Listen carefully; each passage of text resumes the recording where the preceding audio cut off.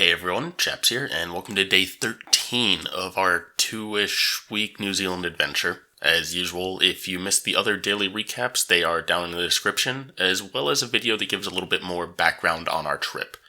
As a starting note, whatever the doctor gave me worked. I still have a slight cough, but last night I actually slept all the way through, and it's been fantastic.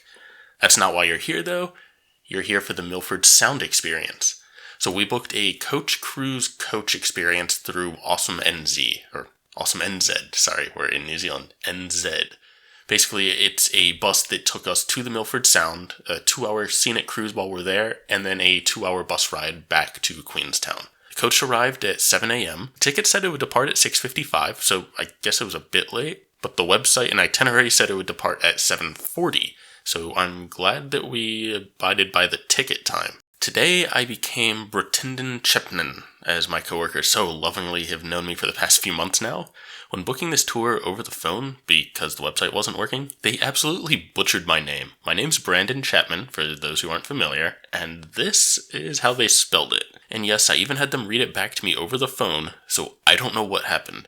Anyways, I thought that was a funny note, but it didn't really affect anything on the trip. We read online that the right side of the bus is the best side to sit on, and I agree. The left side got a few special views, but the right certainly had the best experience. I guess the way home, you kinda got the opposite view, but the guide is really only talking much on the way there. For the first hour, the driver was talking almost non-stop. He was pointing out various viewpoints and giving some interesting information. There were some awesome views of Lake Wakatipu, the lake that Queenstown is on, because we basically just followed that lake for a really long time, and there's just towering mountains all around it. By the time the second hour came around, we were into more farmland-looking areas. The driver was still commenting, but not quite as much. And sheep. Good lord, there were so many sheep. Around the 2-hour mark, we arrived at Anau. This was a 40-minute stop intended to let people get out, use the restroom, and stop by any shops in case there were any supplies that they needed for their trip.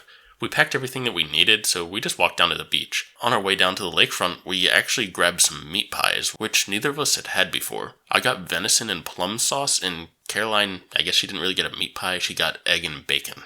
She enjoyed hers, though it wasn't really a meat pie, and mine was awesome, tasting sort of like a beef stew wrapped in a fresh pastry. And the sauce seemed to have hints of like an apple cinnamon type taste for some reason.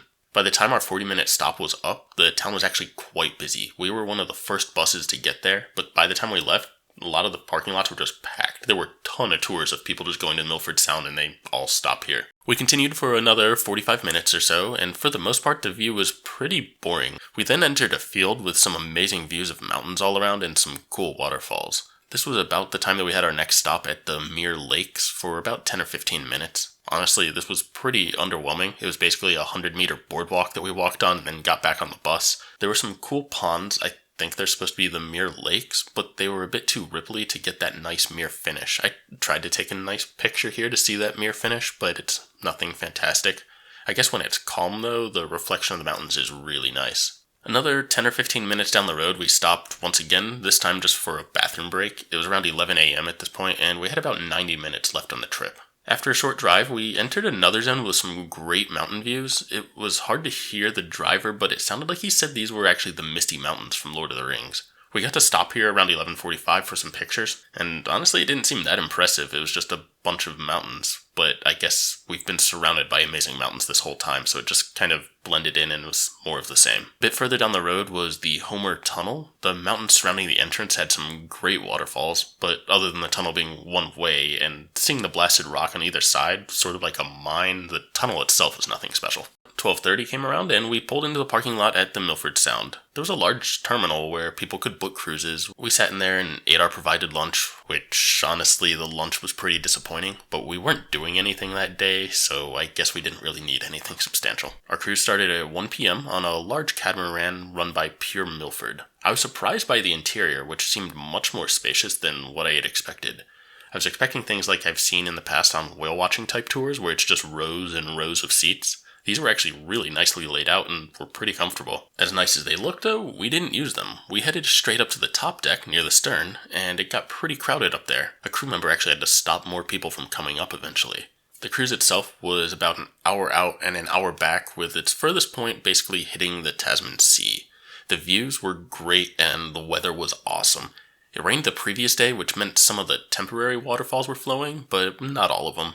It apparently rains 260 days a year there, so I guess we were pretty fortunate that the weather was actually clear for our cruise. I'm just going to be throwing up a bunch of pictures here. It's hard to really do it justice. The cliffs were just so high, and the falls were fantastic. Once we hit the sea at the end and we turned around, Carolina and I went downstairs. We're still at the stern and still outside, but now to a spot where we could actually sit down. Towards the end of the first half, kind of when we were going out towards the sea, it got a bit wavy, so uncomfortable to stand, not to mention that the hot sun had been pounding on us all day.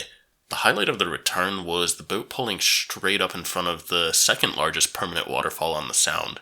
The mist coming off of it was getting the bow just soaked, and even us in the stern were getting a bit wet.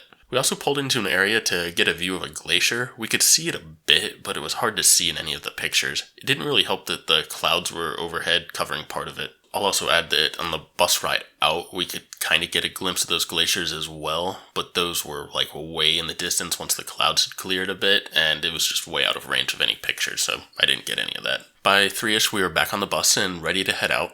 I'll mention that there were also some options for flying back, either by a small plane, like I'm talking 4 to 6 passengers, or 4 to 6 people, including the pilot, or by helicopter. The plane would just fly straight to Queenstown. The helicopter would be really cool. It actually flies, lands on a glacier, and then goes back to Queenstown.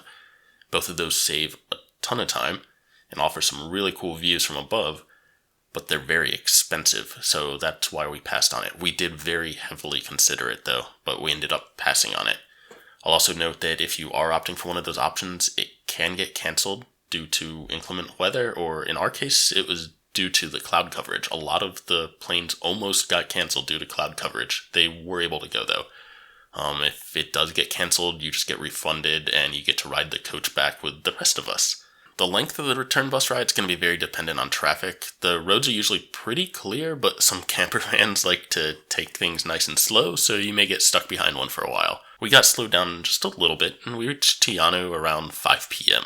This was our only stop, and it was much quicker, only about 15 minutes this time, and it's just for a quick bathroom break at about the halfway point. We didn't get back to Queenstown until about 7:30 at night. At this point, it's 7:30, we had a really small lunch, so we were quite hungry. But you know what's on the way back to the hotel? Yep, it's time to settle the debate. Yesterday was Ferg Burger, today is Devil Burger. It's 7:30 now on a Wednesday versus 5 p.m. on a Tuesday, so it's not 100% apples to apples, but the line at Devil Burger is much shorter. We did see it go out the door at one point, but not for too long. It was still much shorter than Ferg Burger. As for the menu options, they were quite comparable in terms of offering and price. Our meal was slightly faster to be served at Devil Burger. It was only 8 minutes rather than 10 minutes, and the line was shorter, so that probably helped. Quality-wise, both places were great. We basically got the equivalent burgers that we did at Ferg, and both of us actually preferred the Ferg burgers, but only slightly. So yeah, Ferg Burger is ever so slightly better, but Devil Burger is still top-notch, so maybe it's worth going to Devil Burger if the line at Ferg is too long. I mean, the places aren't that far away from each other. And there you go, a nice day at the Milford Sound and the Queenstown Burger Battle result. That's 13 days down and 3 to go. I'll say the first 2 days and the last one are actually just flying, so it's really hard to count those. Right now, the weather for tomorrow is questionable. If it clears up, we're going to be hiking Isthmus Peak. If not, we'll figure something out. Tune in tomorrow for the next part of the series to find out. And go ahead and subscribe and turn on notifications so that you don't miss that. If you found this helpful or enjoyable, go ahead and hit that like button. And if you have any questions about the trip or the Milford Sound experience, go ahead and leave a comment down below or hit me up on Twitter. I'm usually pretty quick to respond. Thanks for watching, everyone, and I'll catch you next time. See ya.